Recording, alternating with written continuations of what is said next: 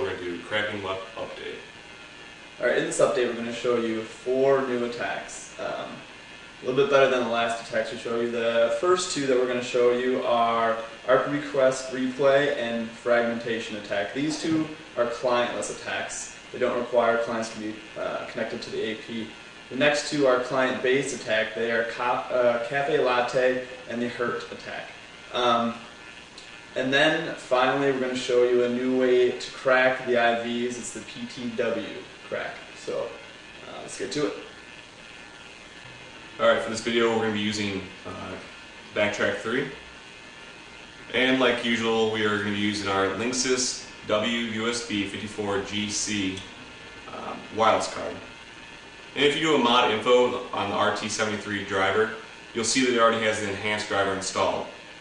So we don't have to go and download the new drivers like we did for episode 16 when we cracked WPA.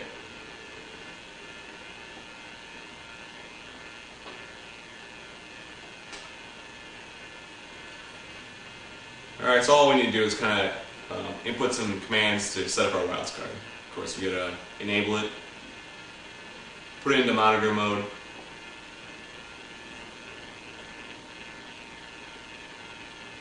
and then we're going to do the IWPriv and Force Prism 1 and IWPriv RFMon TX1, and this will just make our injection a little bit more reliable. And also we're going to configure our transfer rate to 1 megabyte. This will also make our injection more reliable.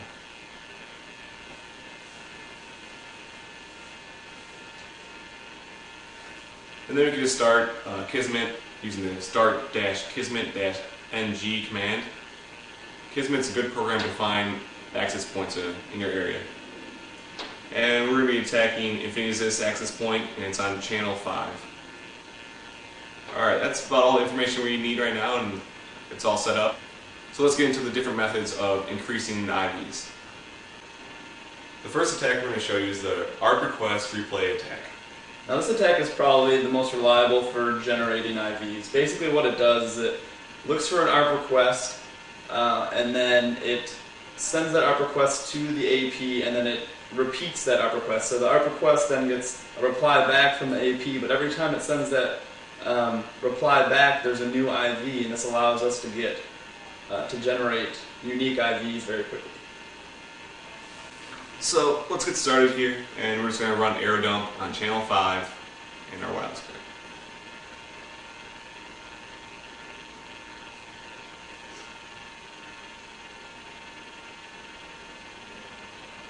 And you may notice under authentication it says open. This is required when you're doing clientless attacks.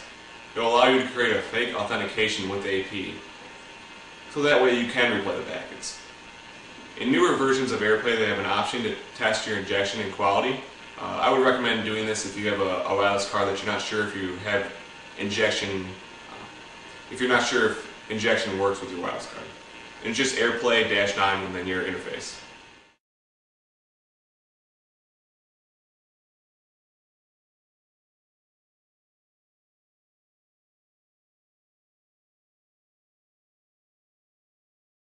And you can see here it has a quality of 96%, so that's pretty good.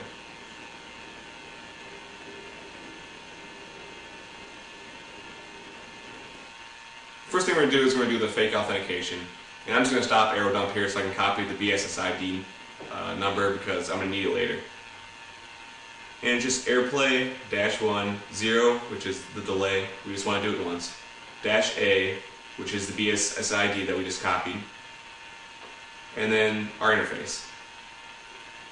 In older versions you had to specify the -H, which is your interface's MAC address. In the newer version it automatically inputs that if it's left blank, so saves you some time. Alright, and we just push enter and you can see that it, as you can see here, our interface was successfully associated with the AP. So now we can go and do our ARP request replay attack.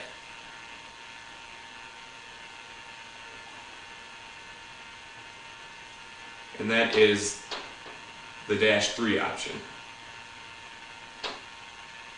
-3, and then we're going to add this -X, which is your transfer rate. because if you're running off like the live CD or like a virtual machine, or if you have a slow computer, if you don't cap off your packets per second, it could freeze or lock up or just not work. So it's a good idea to limit your packets per second so that way it doesn't happen. And your wireless card can't really pick up that many per second, so it's only really going to see probably on average like 100 IVs a second. So it's really not necessary to have a really high transfer rate.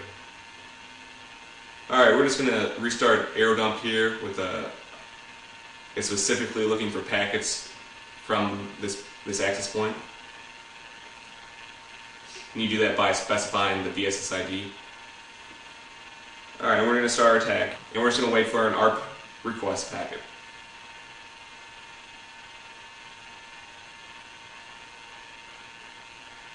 And as you can see there, it found one, and it automatically started replaying that packet, and you can see that the IVs are being generated. And it looks like at a rate of 176 per second. We're not going to let the text go all the way through. We're going to show you the next attack now. Alright, we just showed you the ARP request replay attack. Next we're going to be showing you the fragmentation attack, which is also a clientless attack. Alright, for situations where you're not picking up any ARP request packets, you can use the fragmentation attack. And when it's successful, it'll be able to generate 1500 bytes of the pseudo-random generated algorithm. Alright, then you can use this to generate packets that you can then use to inject and generate IVs. Basically, this attack works by obtaining a small amount of keying material from the packet, then attempts to send ARP or LLC packets with known content from the access point. If the packet is successfully echoed back by the AP, then a larger amount of key information can be obtained from the returned packet. This cycle is repeated several times until it obtains 1500 bytes of PRGA. And like I said before, this PRGA can be used to generate packets. This is also a clientless attack, so we need to do the fake authentication. And I'm going to put a delay of 30, so that means every 30 seconds your wireless card will try to re-authenticate itself. I'm doing this because sometimes when you're doing this fragmentation attack, you get de-authentication packets.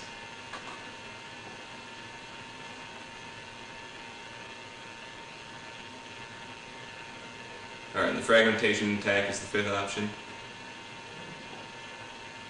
And then you just do AirPlay -5 -B, which is the BSSID of our wireless of the access point. And now we'll start waiting for data packets. And it'll ask you to select one and just push yes. Sometimes the packets will work, sometimes they won't, so you just gotta keep on trying. This attack can get pretty frustrating because sometimes it doesn't work.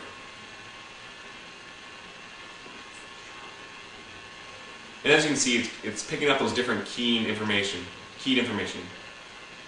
And then it's replaying the packet again and getting more and more information. And when it's finished, it'll save the packet in a file. Then you can use Packet Forge to generate the packet from the keyed information. And you just do this by typing in Packet Forge -ng -o-a, which is the BSSID again. And then you gotta do -h, which is the MAC address of your wireless card. And you can find that just by doing an ifconfig and just type in the first 12 hex numbers.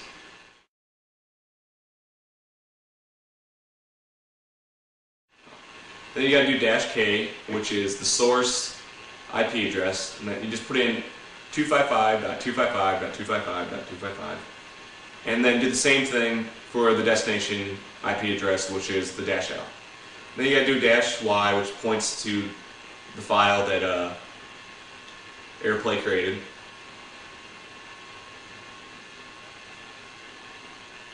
And then you do -w to write this to a packet. and I'm just going to call it packet. Alright, now you're ready to use AirPlay to replay this packet over and over again to generate the new IVs.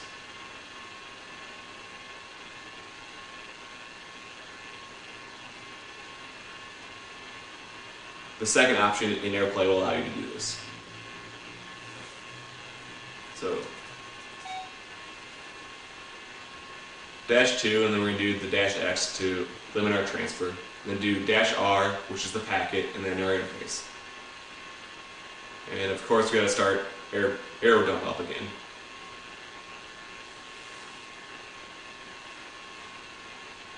And just push yes to use that packet. That is the packet that AirForge created. And as you can see, the IVs are being generated, and they're increasing at a pretty good rate. The next attack we're going to show you is the cafe latte attack. Alright, so this attack works against the client. Basically what it does is it waits for a broadcast ARP request from the client. These ARP requests actually happen to be gratuitous, so what it does is it takes in that ARP request, flips a few bits in the MAC and IP, corrects the ICV, and then sends it back to the client. And then it repeats this process back and forth to generate IVs quickly. Alright, for the cafe latte attack, as you can see, it is -6.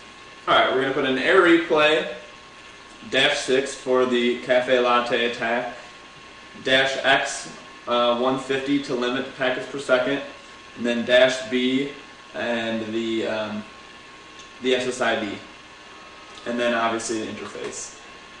And then don't forget to start up arrow dump. Then we're just going to run air replay. Here we're just waiting for that gratuitous ARP request, and once we get that, we can start generating IVs.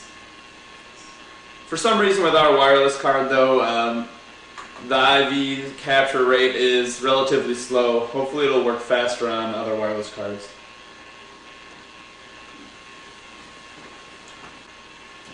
Alright, that was the cafe latte attack. Next we're going to show you another client-based attack, which is the hurt attack. Alright, basically this attack waits for an ARP or IP packet from the client, and once it gets that, it'll extract some of that the pseudo-random generated algorithm. And then with that information, it'll create a ARP request packet targeted to the client, and it'll replay that and get the IVs that way. Alright, moving down the list, this one's going to be the -7, the hurt attack.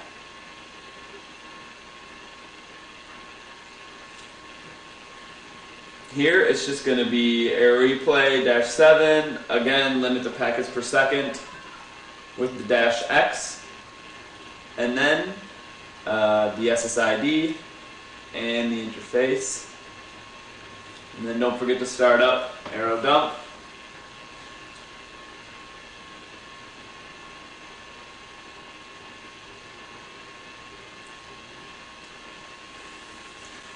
Alright, we're going to go ahead and run the attack and then just wait for it to receive that packet. Once it finds the packet, tell it to use it. And it's going to replay that packet, and as you can see, we're collecting those IVs relatively quickly. The last thing we want to show you is the PTW cracking method. So we're just going to let the hurt attack continue collecting the IVs, and once we get to about 40,000, we can start running the attack. Alright, we just time-lapsed it here for you. And you can see that the data packets have reached to about 40,000. Depending on the length of your WEP key, it will take either anything in between 10,000 and 50,000 IVs. Ours is the 128-bit length key, so we have about 40,000, so it's pretty likely that we will be able to crack the WEP key using the PTW crack attack.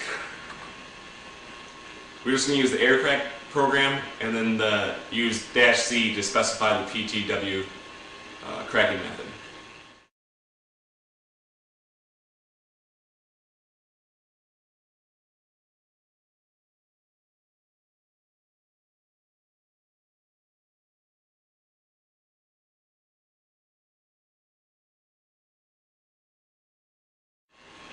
So it seems that 40,000 wasn't enough to crack this WEP key. So it's going to try again automatically when the IVs reach 45,000. So we left the herd attack running, so let's just wait until it reaches that point and try again. And if you're looking at the time on air dump, you'll notice that it's only been 3 minutes, so this isn't really, it's not bad at all. Compared to the attack in episode 2, the packet replay attack, that took like 15 minutes and you had 500,000 IVs. These methods are way better compared to that method. And you can see that aircrack automatically detected that it reached like 45,000 IVs and it started running the attack again. And there you go, it found it. And once you get the WEP key, you can use wireless assistant that comes with Backtrack 3 to connect to that AP. Just got to change your wireless card back into manage mode. See right there, we just did that. And then go to internet and then wireless assistant. And just click on the access point you want to connect to, and then follow the wizard. You should be able to connect to it with the WEP key you just cracked.